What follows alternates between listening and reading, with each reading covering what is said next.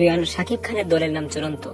আমরা জানি megastar Shakib Khan BPL এ দল কিনেছে, রিমান হারল্যান্ড এর করতেছে।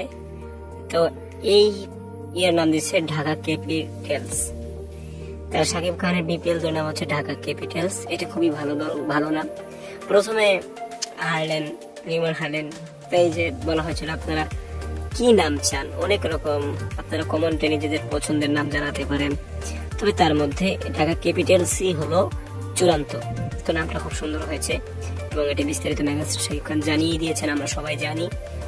তবে কি বলবো, আর বলার তো কিছু নেই। তবে আমার আজকের ভিডিওটি এ পর্যন্তই। তবে আমি আপনাদেরকে একটি নিউজ দিতে চলেছি। আমাদের এই চ্যানেলে আমি একটা পোস্টার আপলোড করেছি, সেখানে বলা হয়েছে মুভির নিউজের পাশাপাশি আমরা গেম ভিডিও আনবো।